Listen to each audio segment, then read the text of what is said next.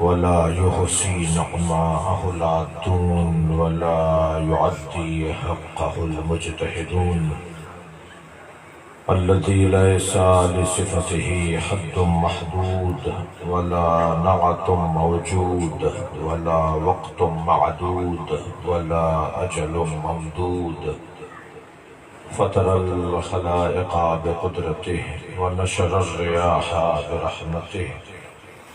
الصلاة والسلام على الرسول المسدد المصطفى العمجد المحمود الأحمد سيدنا ومولانا ومولى الكونين جد الحسن والحسين عاني أبا القاسم محمد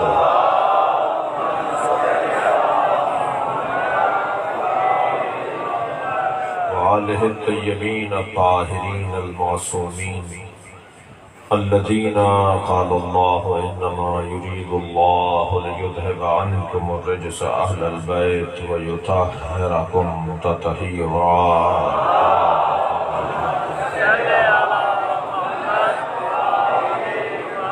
ولعنة الله على أعدائهم أجمعين من يوم عداوتهم إلى قيام يوم الدين.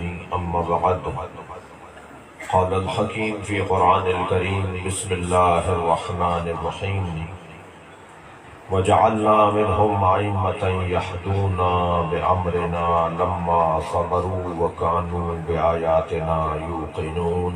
صلوات. اللهم صل على محمد وآل محمد. سورہ مبارکہ سجدہ آیت کا نشان ہے 35۔ اللہ اپنے اس کلام میں نظام امامت کو بیان کر رہا ہے۔ اللہ کا نہ تو کسی سے پڑوس ہے، نہ اللہ کا کسی سے پڑوس ہے، اور نہ ہی کسی سے رشتہ داری ہے۔ رشتہ داریوں کی بنیاد پر کچھ دیا لیا جاتا ہے، اور پڑوس کی بنیاد پر کچھ لیا اور دیا جاتا ہے۔ جو ہمارے پڑوسی ہیں ان کو کچھ بھیج دیو، ان کے ہاں سے کچھ آتا ہے، ہمارے ہاں سے کچھ آتا ہے، اور رشتہ داروں کا خیال کرنا پڑتا ہے۔ اللہ کا نہ کوئی پڑوس ہے۔ اللہ مکے میں نہیں رہتا جو مدینے والوں کو پڑوس ہو جائے۔ اللہ کعبے میں نہیں رہتا جو مثال کے طور پر ریاض والوں کے لیے پڑوس ہو جائے۔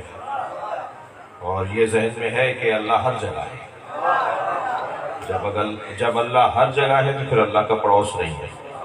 اللہ کی کوئی جگہ ہی نہیں ہے، اور ساری جگہیں اسی کی ہیں۔ ہر چیز اس کی ہے، وہ مالک ہے، وہ خالق ہے، مگر اس کا جسم نہیں ہے جو کہیں محدود ہو جائے۔ اور اللہ کا کسی سے کوئی رشتہ داری بھی نہیں ہے۔ لم یلد ولم یولد، نہ وہ کسی کا باپ ہے نہ وہ کسی کا بیٹا ہے۔ جب نہ رشتہ داری ہے نہ پڑوس ہے، تو پھر اللہ کسی کو دیتا ہے تو کس بنیاد پہ دیتا ہے؟ اللہ اگر کسی کو عطا کرتا ہے تو اللہ معیار اور اہلیت اور قابلیت کی بنیاد پر عطا کرتا ہے۔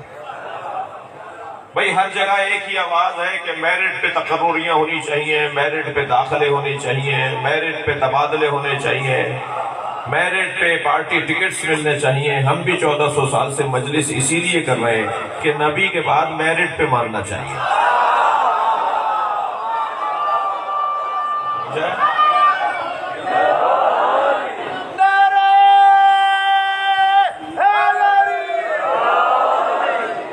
اگر کسی کو بڑا ماننا ہے تو اس کا سبب یہ ہونا چاہیے کہ قابلیت ہو، اہلیت ہو۔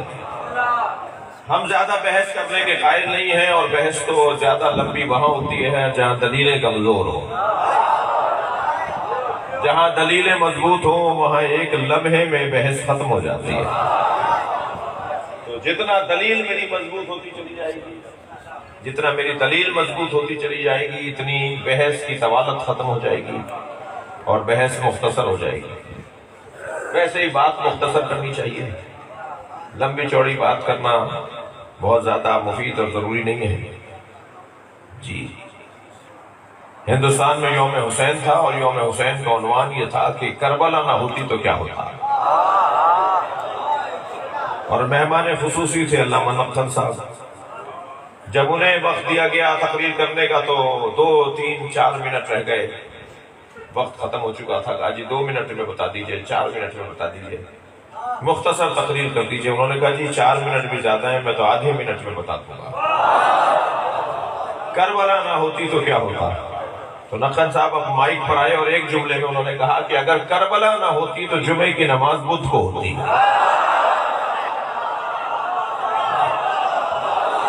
صلوات پڑھیں ذرا محمد و آل محمد۔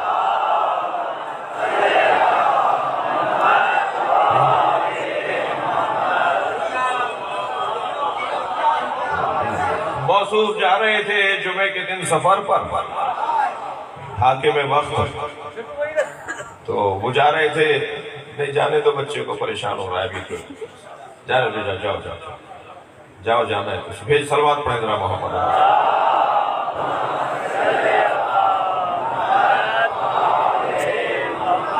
اس سے بہتر اور بلند صلوات پڑھیں گے۔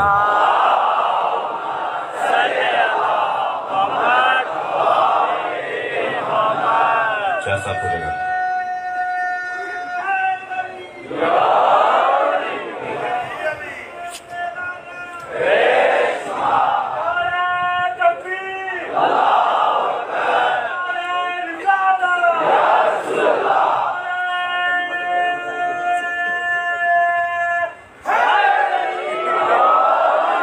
ایک پیش نماز کو دیکھا جو ایک ٹانگ پہ کھڑے ہو کے نماز پڑھا رہا تھا، اور ایک ٹانگ اس نے ہوا میں معلق کی بھی تھی، ہوا میں اٹھائی بھی تھی ٹانگ، اور ایک ٹانگ پہ نماز پڑھا۔ لطیفہ نہیں سنا رہا؟ کربلا نہ ہوتی تو کیا ہوتا؟ ایک ٹانگ پہ کھڑے ہو کے نماز پڑھا رہا، ایک ٹانگ اس نے ہوا میں معلق کی بھی ہے۔ نماز کے بعد ایک نمازی نے پوچھا حضور یہ کیا ماجرا ہے، یہ کون سا طریقہ نیا نکلا ہے؟ کہنے لگے نہیں، میں رستے میں آ رہا تھا مسجد کے لیے تو چھینٹ لگ گئی، پیر نجس ہو گیا، تو نجس پیر علیحدہ کر دیا اور پاک پیر پہ نماز پڑھا رہا ہوں۔ کربلا نہ ہوتی تو یہ ہوتا۔ ایک زندہ کو باندھ کے لٹایا ہوا ہے، 40 لوگ صفوں میں کھڑے ہوئے ہیں، پیش نماز جنازہ پڑھا رہے ہیں، اور وہ زندہ پکار کے کہہ رہا ہے میں زندہ ہوں، میں زندہ ہوں، اور مولانا جنازے کی تکبیریں پڑھا رہے ہیں۔ جب مولانا نے جنازہ پورا کر دیا تو کسی نے کہا حضور یہ تو زندہ ہے، آپ کہہ رہے ہیں جنازہ پڑھا رہے ہیں، یہ تو کہہ رہا ہے میں زندہ ہوں۔ کہنے لگے میں کیا کروں، یہ ایک کہہ رہا ہے میں زندہ ہوں، یہ 40 کہہ رہے ہیں یہ مردہ ہے۔ کربلا نہ ہوتی تو کیا ہوتا؟ صلوات پڑھے ذرا محمد و آل محمد۔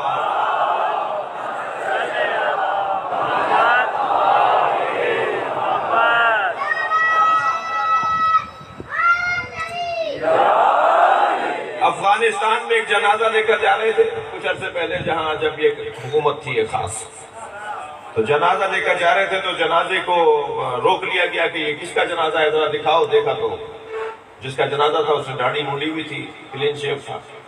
کہنے لگے پہلے اسے 80 کوڑے مارو، اس نے داڑھی کیوں مونڈی ہے؟ تو جنازے کو 80 کوڑے مارے گئے۔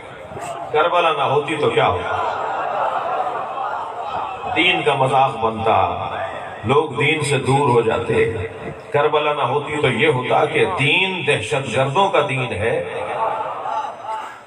امن و آشتی کا دین نہیں ہے۔ تبدیل ہو کے رہ جاتا سب۔ کیوں تاکید کی جا رہی ہے کہ مجلس کرو، جلوس نکالو؟ کیوں مجلس کے خلاف اور جلوس کے خلاف کوششیں کی جاتی ہیں، بند کروائے جاتے ہیں، روکے جاتے ہیں؟ بس سمجھ لو جب تک مجلسیں ہوتی رہیں گی کربلا کی شکل باقی رہے گی، اور کربلا کا ذکر دین کی تحفظ کی ضمانت ہے۔ دین جیسا تھا جو نبی لائے تھے ایسا ہی محفوظ رکھنے کی ضمانت کو عزاداری کہا جاتا ہے۔ لہذا میں اپنے سنی بھائیوں سے مخاطب ہوں، عزاداری کسی کو برا کہنے کے لیے منعقد نہیں کی جاتی۔ ہمارے پاس وقت ہی نہیں ہے کہ ہم کسی کو برا کہیں۔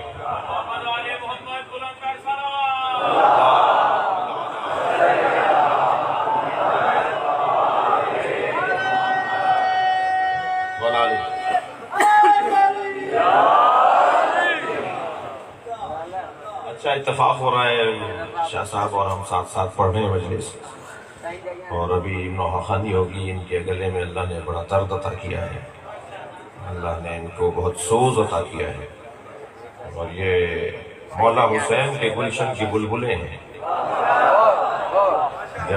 جب بلبل کوکتی ہے نا تو پھر گلشن میں پرندوں میں اضافہ ہوتا ہے، تو یہ جذب کرنے والے لوگ ہیں مولا کی طرف، اہل بیت کی طرف۔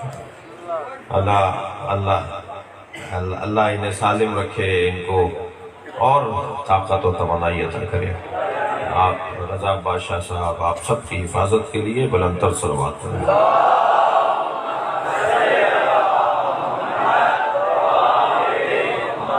میرے لیے یہ مجلس تھوڑی سی عجیب ہے، اس لیے کہ میرے میزبان جناب مطار علی شاہ وہ ہمارے درمیان نہیں رہے۔ 7 محرم کو محبوب علی شاہ کی طرف سے جو جلوس تھا، آپ سب کی طرف سے تھا، اس میں حاضر ہوا تھا، تو یہاں بیٹھے ہوئے تھے وہ کرسی پر۔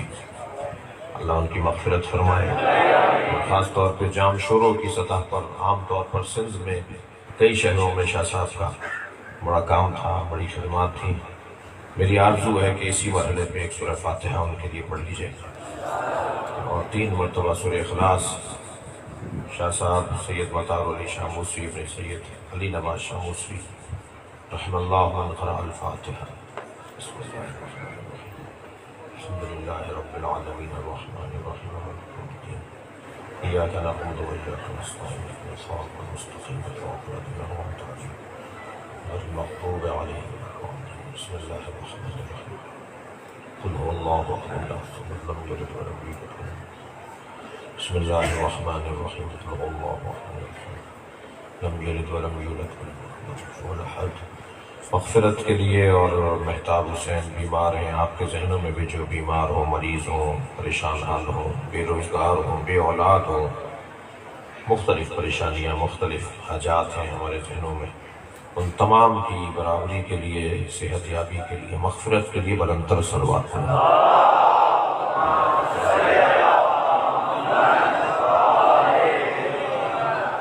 توجہ میرے ساتھ ہے۔ پروردگار عالم کا نہ کسی سے پڑوس ہے، نہ اللہ کی کسی سے رشتہ داری ہے۔ اللہ قابلیت کی بنیاد پر مقام عطا کرتا ہے، اہلیت کی بنیاد پر مقام عطا کرتا ہے۔ جی آپ اور میں اگر اپنی قابلیت بڑھا لیں تو اللہ ہمیں بھی بہت کچھ دے دے گا۔ صلاحیتوں کو بڑھانے کی ضرورت ہے۔ یہ جو تشیع کا وزن آپ کے کاندھے پر ہے نا، یہ جو ذکر حسین کی سنگینی آپ کے کاندھے پر ہے، اس سنگینی میں اضافہ ہو جائے گا اگر میں اپنی قابلیت کو بڑھا دوں۔ اور یقین جانیے یہ ذکر وہ ہے کہ جس کی آرزو کے لیے انبیاء کرام کہتے رہے کہ کاش ہم حسین کے عزادار ہوتے۔ بہت بڑا مقام ہے عزاداران امام حسین کا، لہذا اپنی قابلیت میں اضافے کی ضرورت ہے۔ جتنی میری اور آپ کی قابلیت بڑھتی چلی جائے گی، اتنا ہمارا کام بڑھتا چلا جائے گا۔ جو پتھر سنگین ہوتا ہے اسے اٹھانے کے لیے بھی طاقتور انسان چاہیے، تو میں کیا کروں کہ میں طاقتور ہو جاؤں تاکہ میں سنگین پتھر اٹھا لوں؟ 2-3 موٹی موٹی چیزیں ہیں جن کو اگر میں حل کر لوں اور انہیں حاصل کر لوں تو میں طاقتور ہو جاؤں گا۔ یہ بات میں کئی جگہ کہہ چکا ہوں، زاویہ بدل کر، پہلو بدل کے، اینک تبدیل کر کے کئی جگہ یہ بات کر چکا ہوں۔ اب یہاں پر بھی میں تبدیل کر کے ایک نئے زاویے سے عرض کر رہا ہوں۔ اگر کوئی چاہتا ہے کہ اللہ کے دین کی سنگینی کو اپنے کاندھوں پر اٹھائے تو 3 صفتیں اپنے اندر ایجاد کرے۔ سب سے پہلی صفت یہ ہے کہ شجاع بنے، بزدل نہ رہے، بہادری اپنے اندر لے کر آئے۔ اور شجاع وہ شخص ہوتا ہے جس کے اندر اعتماد ہو۔ بزدلی، ویسے بھی علی کے چاہنے والے کو بزدل نہیں ہونا چاہیے، اور بزدل کو علی کا نام بھی نہیں لینا چاہیے۔ کہہ کر کیوں پکارتے ہو؟ کہنے لگا دادا جب میں یا علی کہتا ہوں میرے بدن میں توانائی آنے لگتی ہے۔ تو علی کا چاہنے والا، علی کا نام لینے والا بزدل نہیں ہوتا۔ بزدلی کو ختم کرنے کی ضرورت ہے۔ اچھا، بزدلی کا کوئی تعلق یا صرف تعلق میدان میں اترنے سے نہیں ہے کہ جو میدان چھوڑ کر بھاگ جائے وہ بزدل ہے، جو میدان میں کھڑا رہے وہ بہادر ہے۔ میدان صرف تلوار کا تو نہیں ہوتا۔ 200 سنیوں میں کھڑے ہو کے ہاتھ کھول کے نماز پڑھ کے دکھاؤ۔ صلوات پڑھیں ذرا محمد و آل محمد۔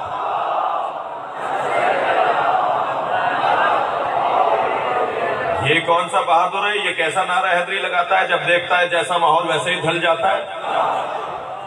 مجھے وہ سنی بڑا اچھا لگتا ہے جو لاکھوں شیعوں میں ہاتھ باندھ کے نماز پڑھتا ہے۔ کربلا میں امام حسین کے حرم میں، امام رضا کے حرم میں وہ ایک سنی کھڑا ہوا ہاتھ باندھے ہوئے نماز پڑھ رہا ہوتا ہے لاکھوں شیعوں کے درمیان۔ مجھے واللہ بہت اچھا لگتا ہے، اس لیے مجھے اچھا لگتا ہے کہ وہ ہاتھ باندھ کر بتاتا ہے جو دین میں نے سمجھا ہے اس پہ عمل کرنے کی جرت بھی رکھتا ہوں۔ اور دوسرا پیغام وہ سنی یہ دے رہا ہوتا ہے، خبردار لاکھوں شیعوں میں کھڑے ہو کر بھی ہاتھ باندھ کے نماز پڑھنی پڑے تو پڑھ لینا، شیعہ مارتے نہیں ہیں۔ صلوات پڑھیں گے محمد و آل محمد۔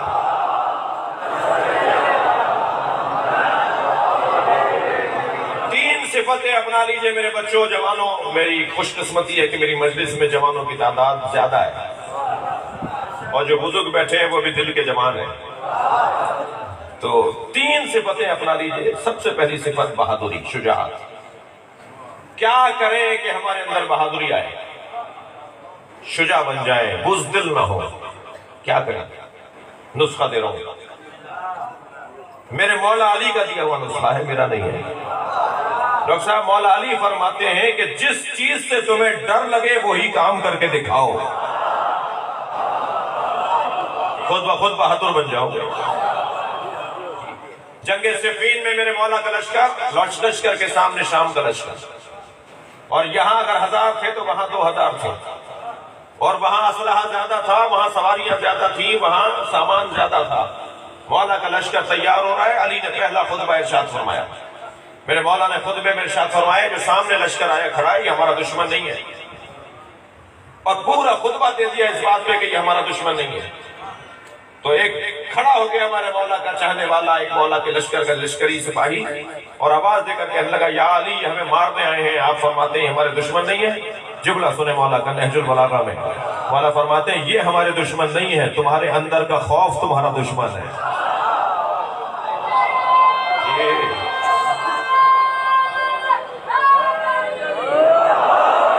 اندر کا خوف نکال دو، تمہارا کوئی دشمن ہی نہیں ہے۔ میں ابھی ایک اجلاس کے اندر بیٹھا تھا، میرے سامنے ایک ایسا شخص بھی بیٹھا تھا جس نے ہمیں بہت مارا ہے، اس ملک میں قتل کیے ہیں ہمارے بہت جی۔ ایک ایسا شخص بیٹھا تھا جس نے پاکستان میں لاکھوں شیعہ قتل کیے ہیں، اور اتفاق ہوا مجھے سامنے بٹھا دیا گیا۔ تو سب ماسک لگائے ہوئے تھے، میں نے ماسک اتار کر اچھی طرح چہرہ کھول دیا کہ اچھی طرح پہچانو یہ علی کا چاہنے والا ہے۔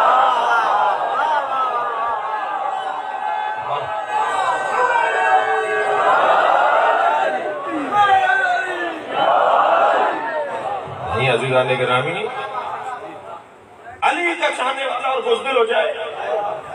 کبھی اگر پھر بچوں جوانوں کو نسخہ دے رہا ہوں، کبھی کسی افسر کے سامنے چلے جاؤ، کسی ایسے بندے کے سامنے چلے جاؤ جس کا روب تم پر پہلے سے ہو، اور وہاں جا کے بیٹھو اور دل کی دھڑکنیں بڑھنے لگیں، تو زیادہ پریشان ہونے کی ضرورت نہیں ہے۔ صرف ایک لمحے کے لیے سیدہ سے تبسل کرو، ایک لمحے کے لیے رابطہ اپنا بی بی سے۔ بی بی آپ کا نوکر ہے، یہ بی بی آپ کا نوکر بیٹھا ہوا ہے سامنے، یعنی میں اس کا بی بی آپ کا نوکر، میں اس کے سامنے بیٹھا ہوا ہوں۔ آپ یقین جانیے کہ جو طاقت آپ کے اندر آئے گی، یہ ساری روحانی باتیں کر رہا ہوں میں، یہ ساری روحانی باتیں ہو رہی ہیں، یہ کسی کتاب میں نہیں ملیں گی، تجربہ کر کے بتانا پڑے گا۔ تو یہ تجربے کی باتیں عرض کر رہا ہوں۔ علی کا چاہنے والا اور بزدل۔ پھر بات تکراری کر رہا ہوں، مجھے معاف کیجئے، مگر بار بار اس زمانے میں کرنے کی ہے۔ ایک صاحب مجھ سے کہنے لگے ہم نے بہت سنی دیکھے ہیں جو شیعہ ہوئے ہیں۔ میں نے کہا میں نے بہت شیعہ دیکھے جو سنی ہوئے ہیں۔ کہنے لگے آپ نے کہاں شیعہ دیکھ لیے جو سنی ہو گئے؟ میں نے کہا ہمارے 21ویں گریڈ کے افسران، ہمارے زمیندار، ہمارے وڈیرے، ہمارے سیاستدان جب چاہتے ہیں ہاتھ باندھ لیتے ہیں۔ تمہیں شرمندگی ہے کہ علی کو مانتے ہو؟ سینہ چوڑا کر کے کہو میں شیعہ ہوں۔ ہر دور سے زیادہ ضرورت ہے کہ اپنے مذہب کا اعلان کرو۔ اور عزیزان گرامی کہہ چکے ہیں، بار بار یہاں بھی تکرار کر رہے ہیں، چہلم کی جلوس اور مجلس کی تیاری کیجئے۔ ہر سال آپ جلوس میں شریک ہوتے ہیں، کوئی پہلی دفعہ نہیں ہوں گے، جلوس پہلی دفعہ نہیں نکل رہا، لیکن صرف اتنی گزارش ہے کہ اگر جلوس میں ہر سال آپ کمزوری کے ساتھ آدھا جلوس کر کے زیارت کر کے واپس آ جاتے تھے تو اس سال جلوس شروع ہونے سے ختم ہونے تک غیر حاضری نہیں ہوگی. لبیک یا حسین، مل کے جواب دے دیں.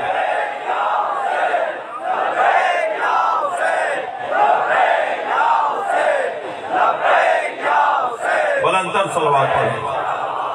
اللہم تھک تو نہیں رہے میری باتوں سے؟ ہر سال سے زیادہ جلوسوں میں شرکت ہوگی. اور جو ویل چیئروں پر بزرگ ہیں انہیں بھی باہر لے آئیے. جو گودوں کے بچے ہیں انہیں بھی باہر لے آئیے. اور پورے جلوس میں چند جھنڈے پاکستان کے بھی ہوں گے. مختلف جگہوں پر نظر آنے چاہیے ہاتھ میں پاکستان کے جھنڈے. ہم بتانا چاہتے ہیں کہ اس ملک میں عزادار زیادہ ہے یا دشمن عزادار زیادہ ہے. اور ہم کوئی نیا کام نہیں کر رہے. ہمارا شہری، قانونی، آئینی، فردی، شخصی یہ حق ہے.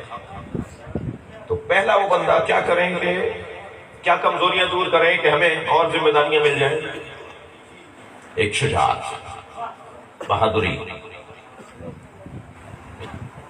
کچھ جانوروں کی صفات کو اپنانے کا اہل بیت نے جو ائمہ کی زبان سے جانوروں کی خوبیاں بیان ہوئی ہیں نا، تو کچھ جانور ہیں، کبوتر کے اندر ایک خوبی ہے، گھوڑے کے اندر ایک خوبی ہے، حتی سانپ کے اندر کچھ خوبیاں ہیں، بچھو کے اندر کچھ خوبیاں ہیں. اور آپ کے گھروں میں ابھی یا پہلے پلی بھی ہوں گی مرغیاں. مرغی سب سے زیادہ پرندوں میں بزدل پرندہ ہے. ذرا پتھر پھینکیے، ڈنڈی پھینکیے، ہاتھ کا اشارہ کیجیے، ڈر کے بھاگ جائے گی. بزدل پرندہ ہے. لیکن جب اس کے انڈوں سے بچے نکل آتے ہیں تو یہ چیل سے لڑ جاتی ہے، کتے بلی سے لڑ جاتی ہے. انسان اگر اس کے بچوں کے قریب آئے تو انسان کو پر مارتی ہے، چونچ مارتی ہے، لات مارتی ہے. یہ انڈوں میں بچے نکلنے سے پہلے بزدل تھی، بچے کے آ جانے کے بعد یہ بہادر کیسے ہو گئی؟ فرق یہی ہے کہ اسے کسی سے محبت ہو گئی ہے. اگر کسی سے محبت ہو جائے تو بہادری آ جاتی ہے. ہمیں علی سے محبت بڑھانی ہوگی تاکہ بہادری آ جائے.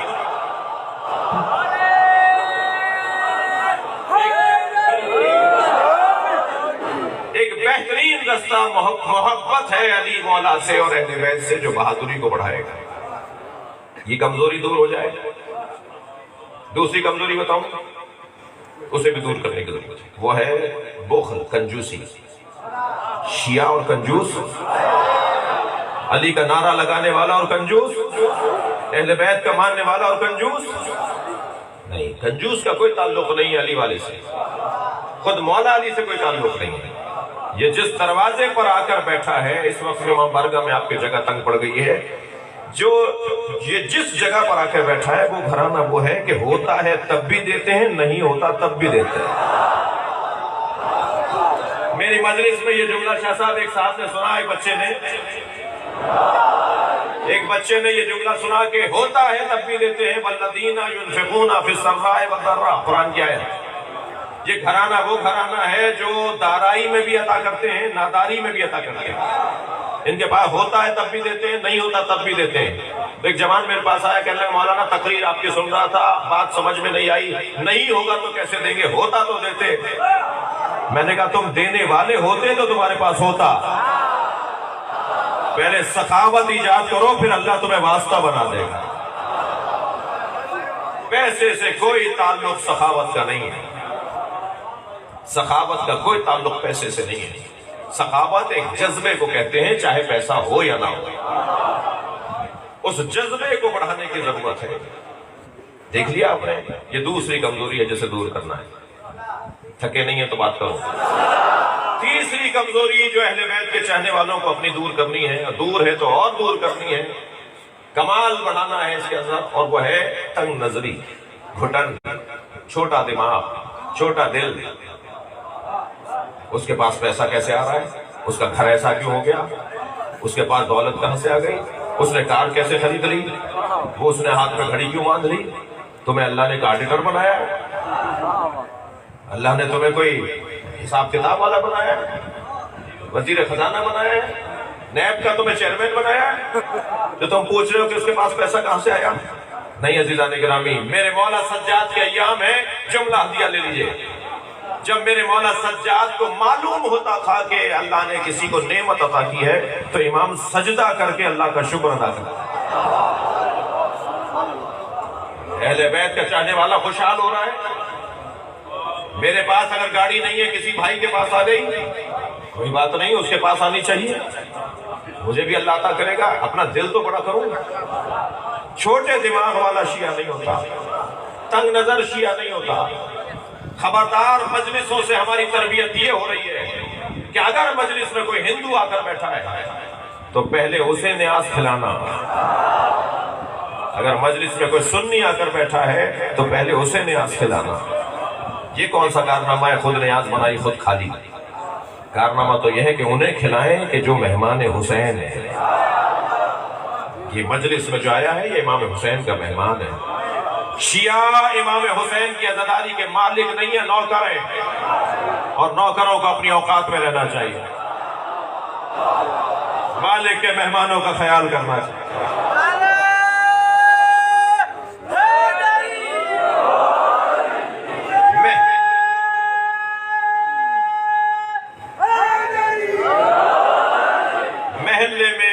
میں اگر کوئی آپ کا مخالف، ظاہری طور پر مخالف، اگر اس نے سوچ لیا ہے کہ میں مخالف ہوں، آپ کا کوئی مخالف نہیں ہے، اس نے سوچ لیا ہے کہ وہ آپ کا مخالف ہے، تو اس سے پیار بڑھائیے، اس سے محبت بڑھائیے، اس کا لین دین بڑھائیے۔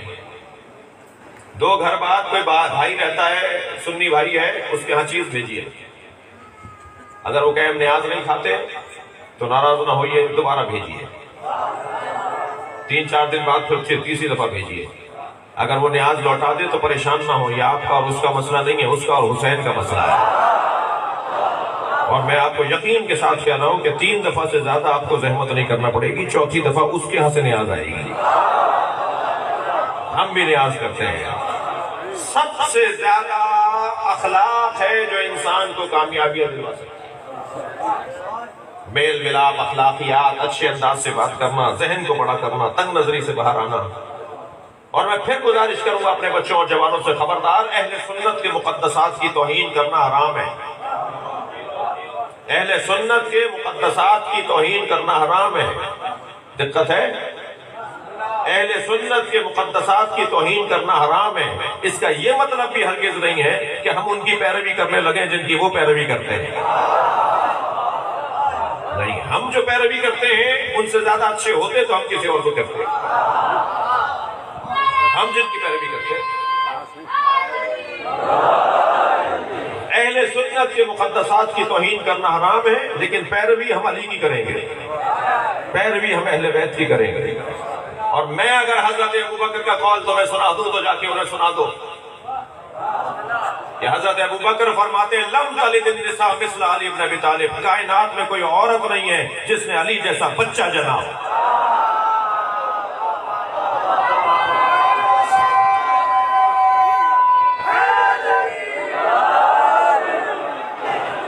لہذا علی علی ہے بھائی، مولا علی کے ساتھ کسی کا مقایسہ نہیں ہے، مگر یہ ذہن میں رہے کہ ہم اپنے بھائیوں کے مقدسات کی توہین نہیں کریں گے۔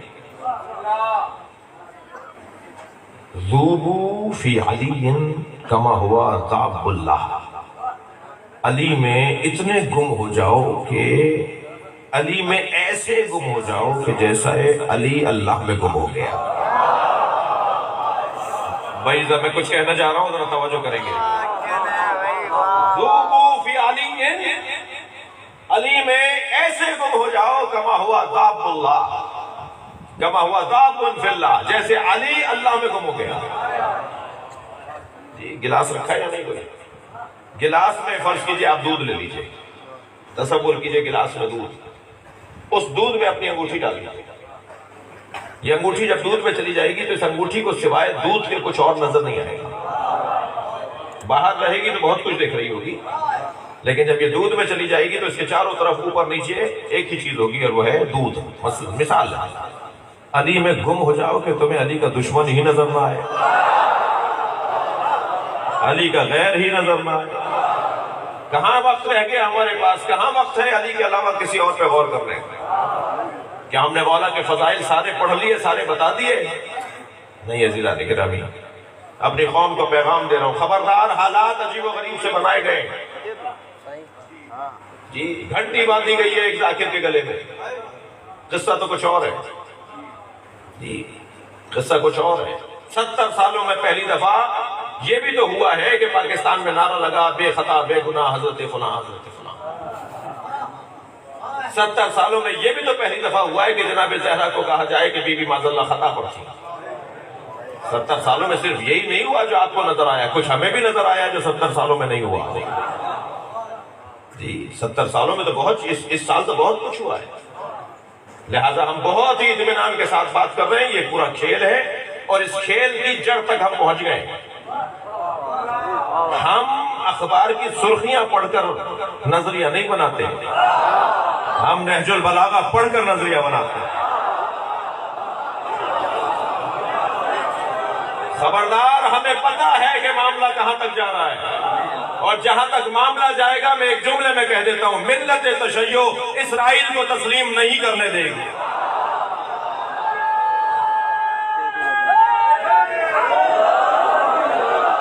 بلند تر صلوات پڑھیں محمد و آل محمد۔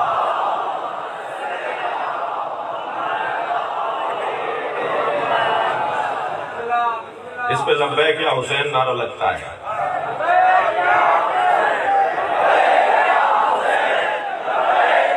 مل کر جواب دیجئے، مل کر۔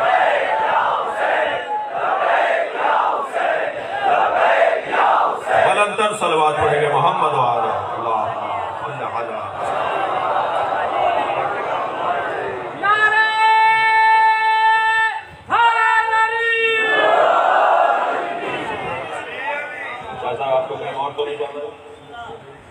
توجہ ہے،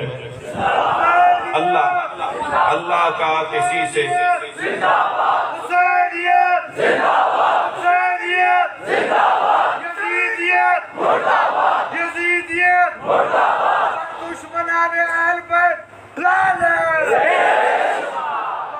اس سال ایک نعرہ اور پڑھ دیجئے۔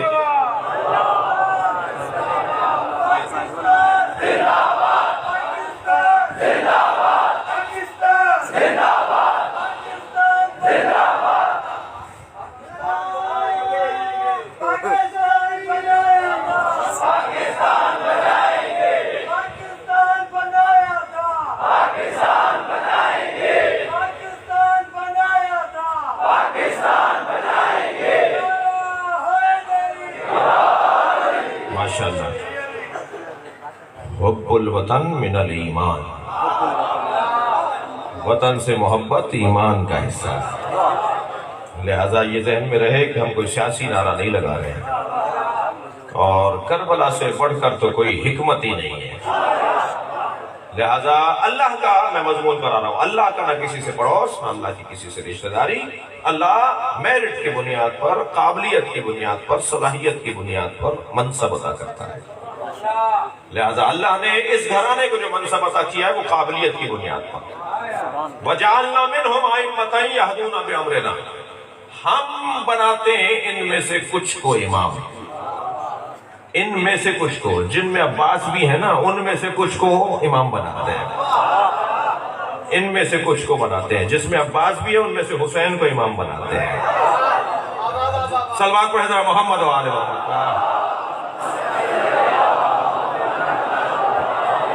ہم ان میں سے کچھ کو امام بناتے ہیں، اور کس کو امام بناتے ہیں؟ جس کے اندر یہ 3 صفتیں پائی جاتی ہیں۔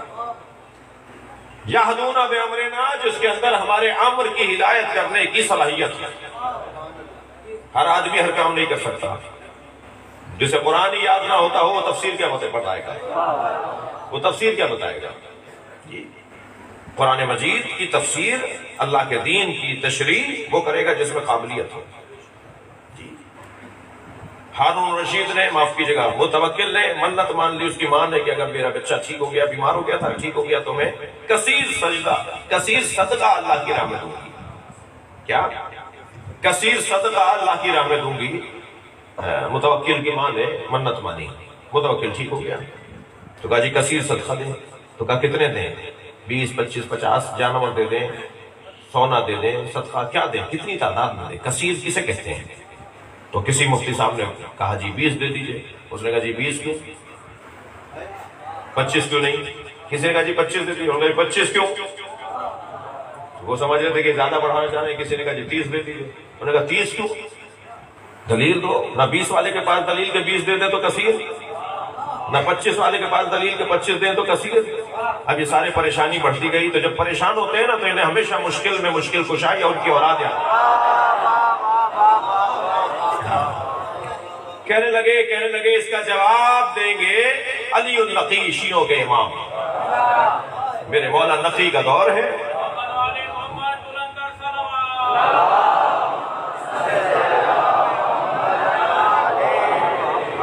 جب امام سے پوچھا گیا کہ منت مانی تھی، منت پورا کرنا چاہتے ہیں، اور منت یہ تھی کہ کثیر صدقہ اللہ کی راہ میں دینا ہے، تو کتنی چیزیں دے دی جائیں، تعداد کتنی ہو، کثیر کسے کہتے ہیں؟ امام نے فرمایا 80 چیزیں اللہ کی راہ میں دے دو، 80 جانور دے دو، 80 سکے دے دو، 80 کی تعداد دے دو۔ تو جیسے وہاں 20 والے سے اور 25 اور 30 والے سے پوچھا گیا، ایسے یہاں بھی امام سے کہا گیا کہ جی 80 کیوں؟ حضرت نے فرمایا تم نے قرآن نہیں پڑھا؟ پروردگار عالم نے اپنے نبی سے کیا کہا؟ لقد نصرکم اللہ فی مواطن کثیرہ، اللہ نے، اے میرے مصطفیٰ، اللہ نے تمہیں کثیر موقعوں پر نصرت عطا کی ہے۔ تو اللہ نے 80 جنگوں میں ہی تو نصرت دی تھی۔ صلوات پڑھے محمد و آلہ محمد۔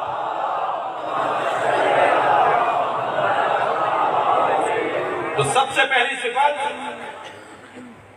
کیا؟ یہدونا بامرنا، جو ہمارے امر کی ہدایت کرنے کی قابلیت اور صلاحیت رکھتے ہیں۔ ہر ایک کے بس کی بات نہیں ہے، ہر ایک کے بس کی بات نہیں ہے۔ ابو ذر غفاری 10 آیتوں کے فقیہ تھے، 6000 سے زیادہ آیتیں۔ حضرت ابو ذر 10 آیتوں کے فقیہ تھے، مولا علی کھڑے ہو کر استقبال کرتے تھے۔ جو 10 آیتوں کا فقیہ ہو، علی کھڑے ہو کر استقبال کر رہا ہے، اور نبی علی کے لیے کہہ رہے ہیں یہ مکمل قرآن ہے۔ مولا علی خود فرما رہے ہیں جنگ صفین میں کہ میں بولتا قرآن ہوں، یہ جو کھالوں پر اٹھایا گیا ہے، جو نیزوں پر قرآن اٹھایا گیا ہے، یہ بولتا نہیں ہے، میں بولتا ہوں۔ جی یہاں دونوں میں ہونا پہلی صفت۔ دوسری صفت لما صبر، دوسری صفت یہ کہ وہ صابر ہوتے ہیں۔ صبر کہتے کسے؟ گریہ نہ کرو، رو نہیں، آنکھوں میں آنسو نہ لانا، یہ صبر نہیں ہے۔ صبر کا کوئی تعلق گریے سے نہیں ہے، مگر ہے تو ہے، یہ ہے کہ جو صابر ہوتا ہے وہ روتا ہے۔ ایام ازا عربی زبان کا لفظ ہے، ایام یوم کی جمع ہے، اور ازا عربی کا لفظ ہے۔ ایام ازا، ازا کے دن، ازا عربی میں کہتے ہیں صبر کو۔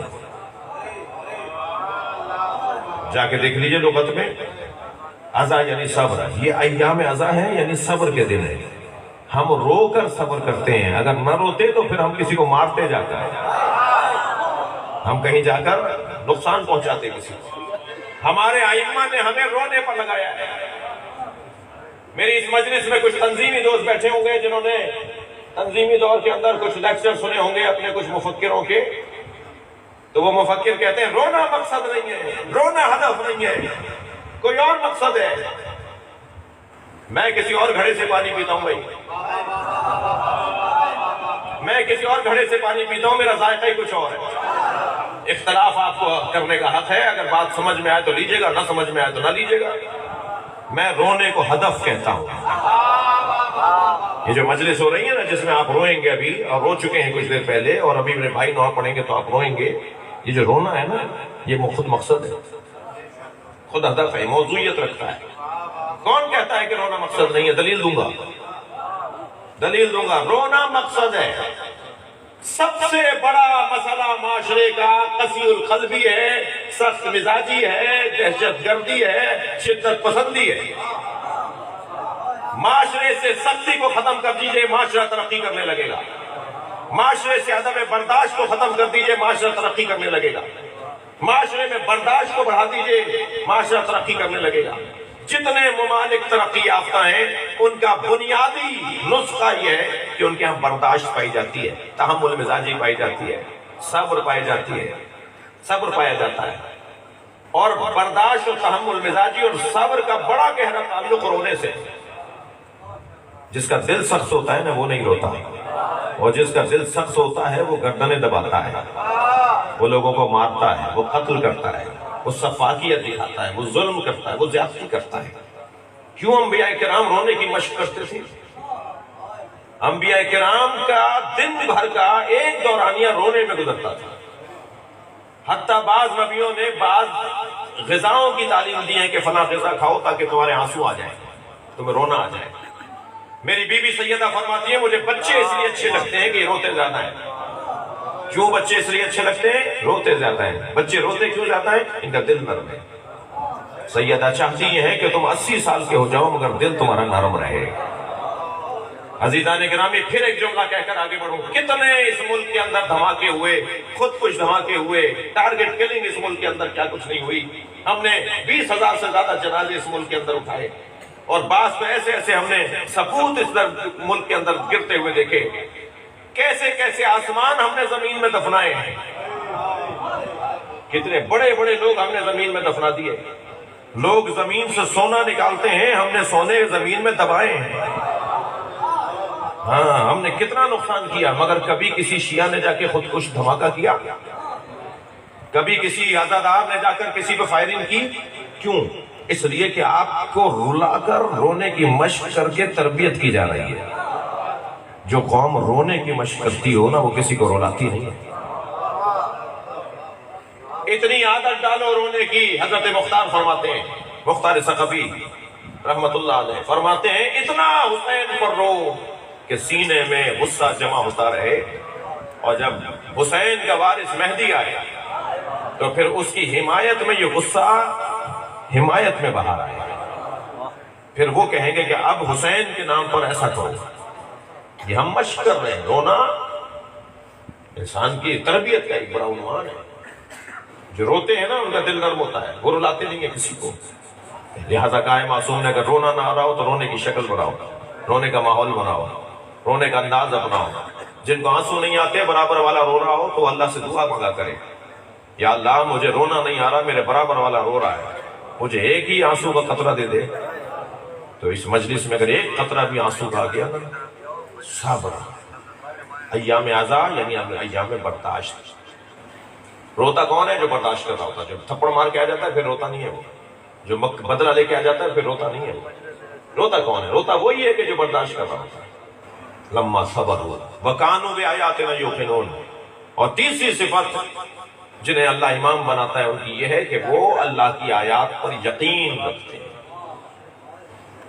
آپ کو کسی چیز پہ یقین ہو اور دوسرے اس بات کو مان نہ رہے ہوں اس لیے کہ یقین نہیں ہونے، تو آپ کی دید ہی کچھ اور ہوگی. آپ کی دید ہی کچھ اور ہوگی. آپ کہیں گے ان کو پتہ ہی نہیں، جو میں دیکھ رہا ہوں یہ دیکھ ہی نہیں. وہ جو دل کی آنکھیں ہوتی ہیں نا، جیسے یقین کہا جاتا ہے. یہ نہ کہنے کو بھائی یہ میری بات نہیں مان رہے، میری بات نہیں سمجھ رہے، انہیں پتہ ہی نہیں ہے کہ میں کیا کہہ رہا ہوں. یقین کی کیفیت. عزیزان گرامی، کربلا میں یقین والوں کا اجتماع تھا، اور کربلا میں حسین مولا کا یقین تو بہت بلند درجے کا تھا. سلام اس سکینہ پہ ہو جنہوں نے اس پورے سفر میں کبھی شکوہ نہیں کیا. کوئی ایک کہیں دکھا دیجئے روایت کہ بی بی نے اپنی پھوپھی سے کہا ہو، پھوپھی اماں معاذ اللہ یہ ہمارے ساتھ کیوں ہو رہا ہے؟ نہیں، شکر کرتی رہی، صبر کرتی رہی. کبھی غور فرمایا کہ اس بچی کی شہادت زندان میں کیسے ہوئی؟ عزادارو، دم گھٹنے سے ہوئی ہے. کتنا برداشت کرتی ہے 4 سال کی بچی. اس نے کربلا میں کیسے کیسے منظر دیکھے ہیں. آپ بھی صاحبان اولاد بیٹھے ہوئے نا، آپ کے گھروں میں بھی بچے ہیں، آپ کے گھروں میں بھی بچیاں ہیں. کچھ دیر کے لیے سوچیں کہ کیا گزرا ہے اس بچی کے اوپر.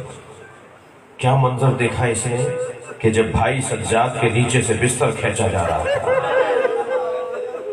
مجھ سے بیان نہیں ہو پائے گا مقتل کی ایک کتاب میں کہ ایک لوٹنے والے یزیدی سپاہی نے جب امام سجاد کا بستر کھینچا نا تو امام لیٹے ہوئے تھے، منہ کے بل تبدیل ہو گئے، اور بہن سکینہ تھی جو بھائی کو سنبھال رہی تھی. یہ کیا منظر تھا جو اس بچی نے دیکھا. اجرکم اللہ، اللہ کسی غم میں نہ رلائے آپ کو سوائے غم اہل بیت میں رونے رلانے والوں میں قرار دے. اس بچی نے اور منظر دیکھا. کیا دیکھا کہ پاپا کے لاشے پہ گھوڑا دوڑایا جا رہا ہے. یہ منظر بھی اس بچی نے دیکھا. اور پھر وہ منظر کیسا تھا جو سکینہ نے دیکھا کہ پھوپھی کے سر سے چادر اتر رہی ہے. اور وہ منظر کیسا تھا کہ ایک شخص نے جناب سکینہ کا گوشوارہ مانگا نہیں ہے.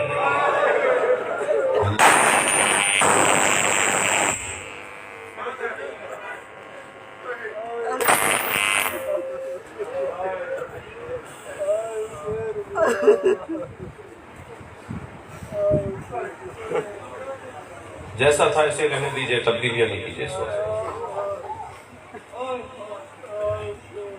گوشوارے اگر مانگ لیے ہوتے نا تو یہ کریم حسین کی بیٹی ہے، یہ اتار کے دے دیتی گوشوارے. بی بی سکینہ کا ذکر ہو رہا ہے، شاید اس وجہ سے بھی اندھیرا کیا گیا ہے. سیدہ سکینہ سے کہیں بی بی ہماری مجلس پر ایک نگاہ کرم، یہ آپ کے چاہنے والے آپ پر گریہ کرنے جمع ہوئے ہیں. اجر و کمل اللہ. عزیزانو، سخت جملے کہنے کا عادی نہیں ہوں، مگر ایک جملہ کہہ کے گزر رہا ہوں. جب 11 محرم کو بابا کے لاشے سے اٹھائی گئی نا تو اس کا بیان بڑا مشکل ہے. ایک شخص نے بالوں کی طرف ہاتھ بڑھایا اور ایک شخص نے تازیانہ اٹھایا.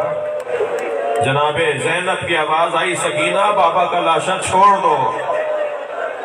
جو سینے پہ سونے والی بچی وہ بابا کا لاشا مڑ مڑ کے دیکھتی رہی اور بابا کا لاشا بغیر کفن کے، بغیر دفن کیے ہوئے چھوڑ کے چلی. آپ نے بہت سنا ہوگا کہ بی بی اونٹ سے گر گئی تھی. میں نے پڑھا ہے بی بی کو گرایا گیا تھا. اجر و کمال اللہ، اجر و کمال اللہ. جو رونے آئے ہیں اپنی آوازوں کو آزاد کریں گے.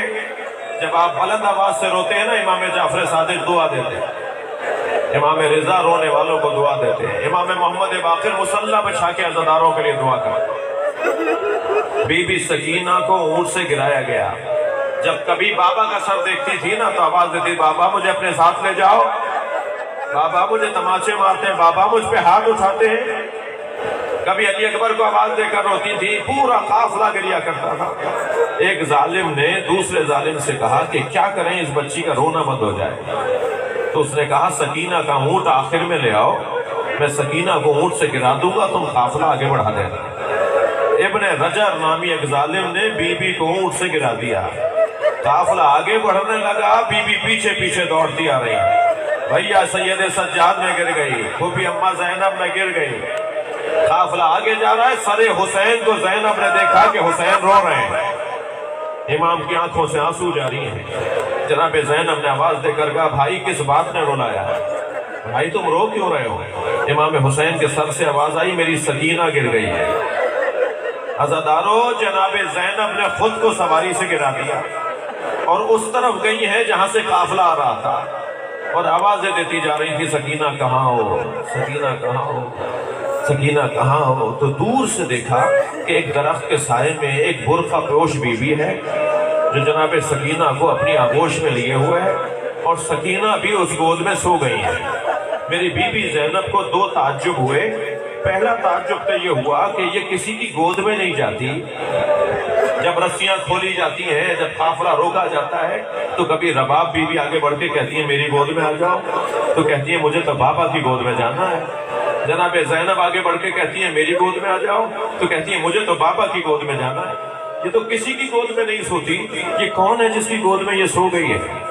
دوسرا تعجب یہ ہوا کہ ہم پہ تو کوئی رحم نہیں کرتا، ہم پہ تو کوئی رحم نہیں کرتا، یہ کون ہے جو ہم پہ رحم کر رہا ہے؟ قریب جا کر بیٹھ گئی اور کہنے لگی، بی بی میں فاطمہ کی بیٹی زینب ہوں، میں جنت کی بشارت دیتی ہوں، تمہاری شفاعت کا اظہار کرتی ہوں. مجھے بس اتنا بتا دو کہ یہ میری بچی تمہاری گود میں سو کیسے گئی اور تم نے اس بچی پہ رحم کیوں کیا ہے؟ یہ میرے بھائی حسین کی بیٹی ہے. بس یہ سوال کا کرنا تھا. سامنے بیٹھی بی بی نے نقاب ہٹائی. ایک بیٹی نے ماں کو بیٹھے دیکھا. اجر و کمال اللہ، اجر و کمال اللہ. جناب زینب ماں سے لپٹ گئی، اماں میرا بھائی مار گئے، اماں میرا کربلا میں چادر لوٹ لی گئی. یہ قافلہ شام پہنچا، اجر و کمل اللہ، اجر و کمل اللہ، یہ قافلہ شام پہنچا۔ شام کے دربار میں جو اس بی بی پہ ظلم ہوا اس کی تاریخ علیحدہ ہے، مگر عزادارو زندان شام میں کیا ہوا؟ زندان شام میں کیا ہوا؟ آدھی رات گزری تھی کہ بی بی سوتے سوتے اٹھی، کبھی زندان کے اس کونے میں جاتی ہیں، بابا بابا بابا، ابھی آپ یہاں کھڑے تھے، کبھی زندان کے اس کونے میں جاتی ہیں بابا، کبھی پھوپھی کے پاس آ کے کہتی میرے بابا آئے تھے، کبھی اماں رباب کے پاس جا کے کہتی اماں بابا کہہ رہے تھے میں تمہیں لینے آیا ہوں، اماں مجھے تو بابا لینے آئے تھے، بابا کہاں چلے گئے؟ ہائے بابا ہائے بابا، بابا بابا بابا کہہ کے رونا شروع ہوئی۔ میری بیوی کا گریہ جب بلند ہوا تو زندان کی آواز دربار تک پہنچی۔ یزید کے آرام میں خلل پڑا تو کہنے لگا اس بچی کے لیے حسین کا سر بھیج دو، یہ اپنے باپ کا سر دیکھے گی تو شاید اس کا رونا بند ہو جائے گا۔ سر درمیان میں لا کے رکھا گیا، رومال ہٹایا گیا۔ جناب سکینہ نے امام سجاد کو دیکھ کر کہا اے بھیا یہ کس کا سر ہے؟ فرمایا یہ بابا حسین کا سر ہے۔ تو گرتی تھی اٹھتی تھی، گرتی تھی اٹھتی تھی، بابا کے سر کے قریب گئیں، سر ہاتھ میں لے کر کہا بابا یہ آپ کے چہرے پہ کس کا خون ہے؟ بابا یہ آپ کی رگیں کس نے کاٹی ہیں؟ بابا بابا آپ کی پیشانی پہ پتھر کس نے مارا ہے؟ بابا مجھ سے بھی پوچھئے میرے گوشوارے چھین لیے، بابا میرے دامن میں آگ لگ گئی۔ اجر و کمل اللہ۔ آخری جملے سن لیجئے، بچی بابا بابا کہتے کہتے بابا کے منہ پہ منہ رکھ کے سو گئی۔ امام سجاد قریب آئے، نفس پر ہاتھ رکھا، آواز دی اماں زینب اماں رباب کو سنبھالیے، انا للہ انا الیہ راجعون۔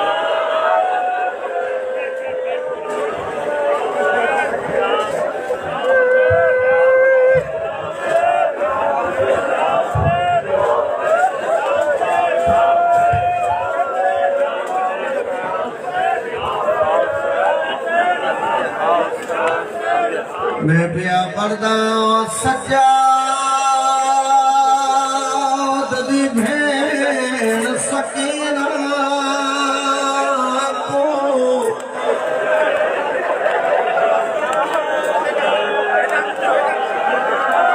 کہیں رکھری موت ہے آئی، کہیں ظالم دے تر لاہے گھوڑے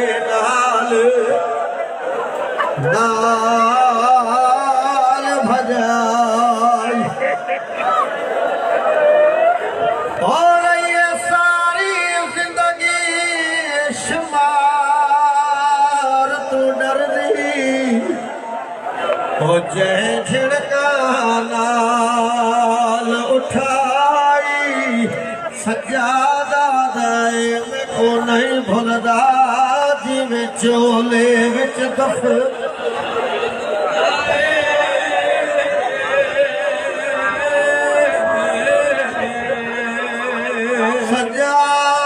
سجاد دی بھین سکینہ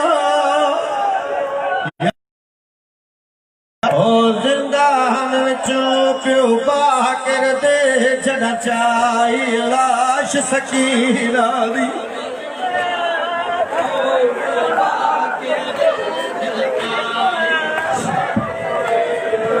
او زندان وچوں پیو باکر دے جڑا چائی لاش سکینہ دی، او زندان وچوں پیو باکر دے جڑا چائی لاش سکینہ دی، او زندان وچوں پیو باکر دے جڑا چائی لاش سکینہ، او قرآن گو سجڑا تو چمائی لاش سکینہ دی، او قرآن گو کل سجڑا تو چمائی لاش سکینہ دی، او زندان وچوں پیو باکر دے جڑا چائی لاش سکینہ، میں پیا پردہ دو میات